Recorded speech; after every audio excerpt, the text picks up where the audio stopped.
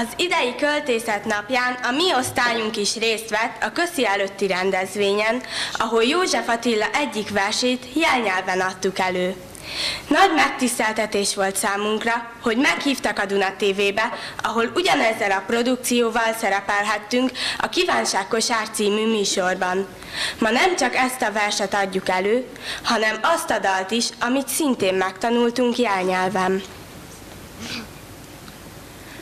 József Attila, hull a levél. Hull a levél a fáról, elmegyek én e tájról.